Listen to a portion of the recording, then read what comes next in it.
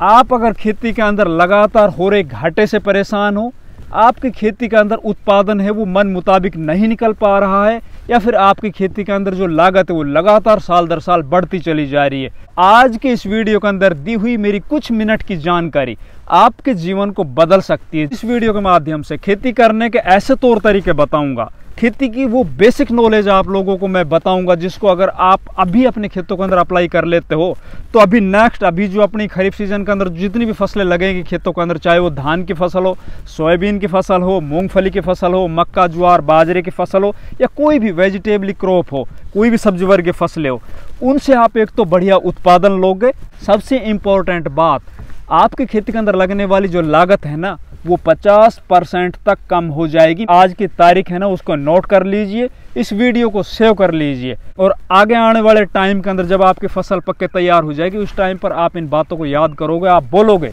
कि यार वास्तव में खेती से सब कुछ किया जा सकता है। जितनी भी मोटिवेशनल वीडियो हम अपने चैनल के ऊपर अपलोड करते हैं, जो करोड़पति किसान होते हैं भैया, हकीकत में होते हैं, उनका बस खेती करने का तौर तरीका है ना वो अलग होता है दूसरे किसानों से। उनके पास वो सभी बेसिक नॉलेज होती है जिनकी बदौलत वो खेती से एक बढ़िया उत्पादन ले पाते हैं, साथ ही अपने खेतों के अंदर वो बहुत कम खर्च लगाते हैं भैया। तो नमस्कार, मैं इंद्रपाल यादव स्वागत करता हूं आपका अपने YouTube चैनल देश की जान हमारे किसान चैनल पर। अगर आपने हमारे चैनल को अभी तक सब्सक्राइब नहीं किया तो भैया चैनल को अभी सब्सक्राइब कर लीजिए, साथ ही वीडियो को लाइक और ज़्यादा से ज़्यादा शेयर कीजिए। पॉइंट टू पॉइंट अगर आप इस टाइम पर अपने खेतों के अंदर जो मैं बताऊंगा वो करते चलोगे तो आने वाले 10 से 15 दिन के अंदर आपका खेत है ना वो एक तरह से रिचार्ज हो जाएगा। खेत के अंदर जितनी भी उर्वरा शक्ति आपने आज तक कम की है, या खेत के अंदर अपन ने जितने भी पेस्टिसाइड डाले हैं, फर्टिलाइजर डाले हैं, और उनकी बदौलत आज हमारा खेत एक तरह से बंजर बन चुका है, दोबारा से वो एक बार फिर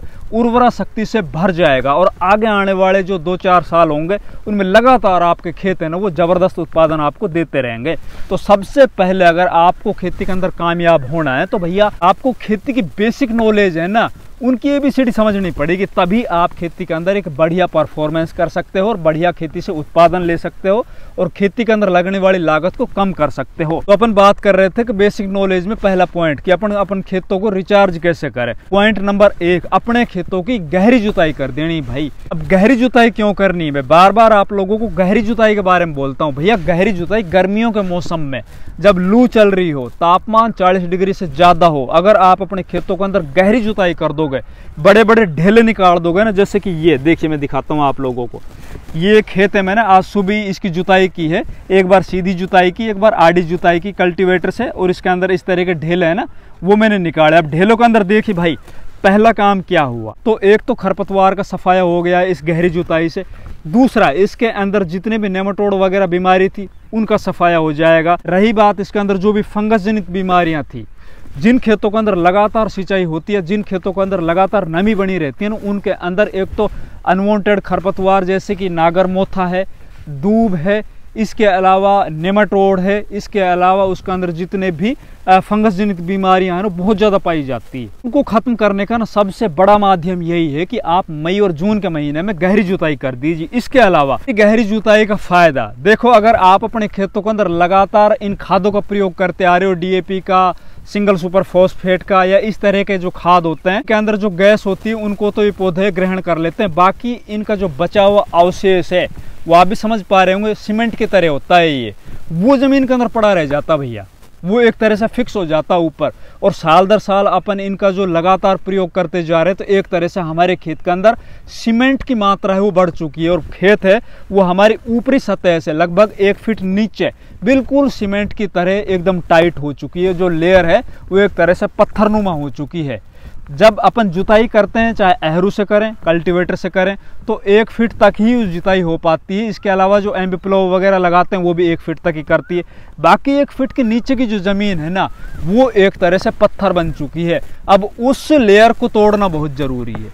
अगर वो लेयर टूट गई तो समझ लीजिए आपके खेत की एक तो जो पानी ग्रहण करने की क्षमता है वो बढ़ जाएगी, हवा को ग्रहण करने की क्षमता है ना वो बढ़ जाएगी। तो ये सब बढ़ने से ना अगर अपन कोई भी फसल लगाएंगे तो उनकी जो जड़ें हैं वो ज़्यादा नीचे तक चली जाएगी, और खेत के अंदर पानी है ना लगातार भरा नहीं रहेगा भैया, खेत है पानी को अच्छे से पी जाएगा, और जितना अच्छे से खेत पानी को पिएगा भरा नहीं रहेगा लगातार, तो समझ सकते हो आप भी खेत के अंदर जो रोम छिद्र है ना वो सभी खुल जाएंगे, उनकी जड़ों के अंदर अच्छे से वायु संचरण होगा। जो भी अपन खाद वगैरह डालेंगे, जो भी अपन कोई भी पोषक तत्व देंगे, वो सभी उनकी जड़ों के अंदर जाएगा। और जड़ है वो नीचे जितनी ज़्यादा ज़मीन के अंदर जाएगी वो उतना ही ज़्यादा नीचे से ज़मीन में जितने भी पड़े हुए पोषक तत्व हैं उनको अच्छे से ग्रहण कर पाएगी। और साथ ही जितनी अच्छी जड़ें नीचे होगी उतना ही पौधा हेल्दी और उसका जो तना होगा वो मोटा होगा। अगर पौधा हेल्दी होगा तो आगे जाके उनकी बालियाँ भी अच्छी आएगी, या कोई भी किसी भी तरह की फसल होगी उसके अंदर जो भी लगने वाला आपका उत्पाद, चाहे वो सब्जी हो, फल हो या कोई भी अनाज हो, उसकी जो क्वालिटी है ना बहुत ही शानदार होगी। जाके आगे फिर उनको बढ़िया रेट मिलेंगे।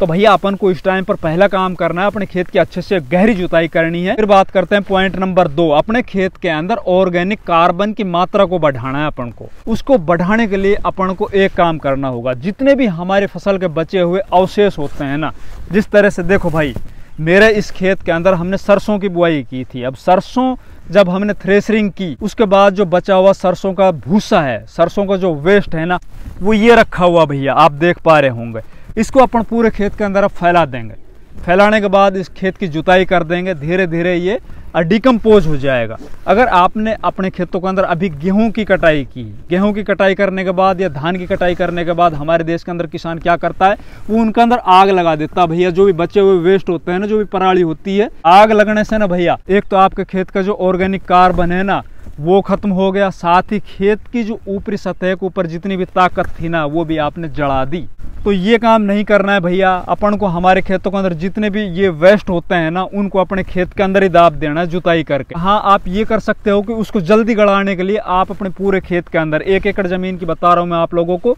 आप जैसी जुताई करते हो उन सभी अवशेषों को, तो आप एक बैग जो 40-45 किलो के लगभग आप यूरिया ले लीजिए और उसको आप छिड़काव कर दीजिए। छिड़काव करने के बाद आप फिर ऊपर से उसके अंदर सिंचाई कर दीजिए। जब आप सिंचाई कर दोगे तो यूरिया है ना उसको जल्दी डिकम्पोज करने के अंदर सहायक होगा, बहुत जल्दी वो जितना भी आपके अवशेष है ना वो खत्म हो जाएंगे। अब बात करते हैं इसके अलावा फिर अपन को क्या करना। अगर आपके खेत अभी खाली पड़े हैं भाई, आप जो अपने खेतों के अंदर फसल लगाने जा रहे हो अभी 1 या 1.5 महीने बाद, तो अपने खेतों के अंदर इस टाइम पर आप हरी खाद जिसके अंदर ढैंचा है, सनई है या फिर आप ग्वार है, लोबिया है, इस तरह की फसल लगा दीजिए। जब वो फसल लगभग 3 फीट की हो जाए, वो फसल के ऊपर डिपेंड करता है, या फिर आपकी फसल लगभग 1 से सवा महीने की हो जाए तो फिर आप उसके अंदर रोटावेटर चला दीजिए, एहरू चला दीजिए, मतलब उसको आप हरी खाद को अच्छे से खेत के अंदर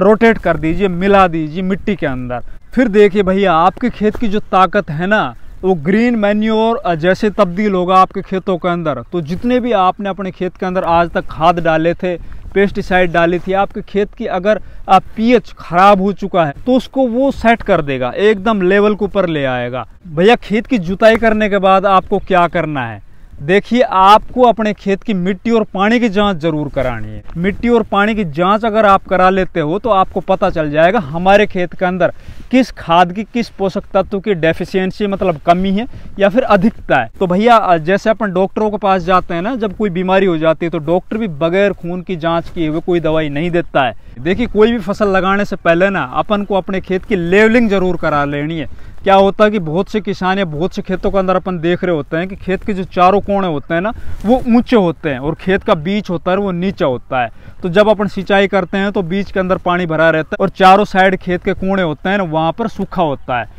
और वहाँ पे फसल है ना वो कई दफ़ा तो सूख जाती है, या फिर बीच में जहाँ ज़्यादा पानी भरता है वहाँ पर जो फसल होती है ना हमारी वो ख़राब हो जाती है, गल जाती है। तो भैया खेत के चारों साइड से आपको लेवलिंग करा लेनी। अब बताता हूँ मैं आप लोगों को इस वीडियो का सबसे इम्पोर्टेंट भाग और एक ऐसी तकनीक जिसकी मदद से अगर आपके खेत 50 सालों से भी बंजर पड़े हुए हैं ना उनको भी आप चालू कर सकते हो, उनको भी आप उपजाऊ बना सकते हो और बढ़िया उनसे उत्पादन ले सकते हो भैया। तो उनके अंदर आपको सबसे पहले क्या करना है कि खेत की अच्छे से जुताई कर देनी भाई। जुताई कीजिए आप उत्तर से दक्षिण, पूर्व से पश्चिम, 2 बार अच्छी जुताई करने के बाद खेत के चारों जो मेड़ है, चारों मेड़ों के ऊपर मिट्टी लगा देनी है। मतलब मेड़ों को आप खेत से थोड़ा ऊपर कर लीजिए, लगभग 2-2, 2.5 फीट। ये करने के बाद फिर अपन को खेत के अंदर अगर आपके पास पानी की व्यवस्था है या आप कर सकते हो कहीं से, तो आपको खेत है ना वो पूरा लबालब पानी से भर देना है भाई। पानी है वो लगभग 24 से 48 घंटे बाहर नहीं जाना चाहिए। जब खेत आपका 24 से 48 घंटे लगातार लबालब भरा होगा तो उसके अंदर आप देखोगे खेत के अंदर जितना भी नमक होगा वो सारा का सारा ऊपर आ जाएगा पानी की ऊपरली सतह के ऊपर। फिर अपन को खेत का एक मेड़ वहाँ से थोड़ा सा हिस्सा काट देना है, खेत का सारा पानी बाहर निकाल देना है। पानी बाहर निकालने के बाद फिर दोबारा से आप उस जगह को बंद कर दीजिए और फिर दोबारा से खेत के अंदर पानी भर दीजिए भाई। फिर दोबारा आप पानी भरोगे तो जो बचा हुआ खेत के अंदर नमक है वो टोटल फिर दोबारा बाहर आ जाएगा, ऊपर आ जाएगा, फिर दोबारा बाहर निकाल दीजिए। उसके बाद फिर अपन को करना है उसके अंदर हरी खाद की बुआई। हरी खाद के अंदर आप ढैंचा ले सकते हो या ग्वार ले सकते हो, सनई ले सकते हो। इनकी आप अच्छे से बुआई कर दीजिए और बढ़िया अच्छी गहरी बुआई कर दीजिए। और फिर जब आपकी ये फसल जो ये हरा खाद आपका लगभग 1-1.5 महीने का हो जाए, उस वक्त फिर अपन को उसकी जुताई कर देनी है। जुताई कर दोगे तो आपके खेत के अंदर जो उर्वरा शक्ति है वो बहुत ज़बरदस्त हो जाएगी। फिर देखिए आपका जो बंजर खेत था ना, वो चल्लू खेत से भी ज़्यादा उत्पादन देने लग जाएगा। अगर आपको हमारी ये बताई हुई बातें अच्छी लगी तो वीडियो को लाइक कीजिए, चैनल को सब्सक्राइब कीजिए और वीडियो को ज़्यादा से ज़्यादा शेयर कीजिए। धन्यवाद।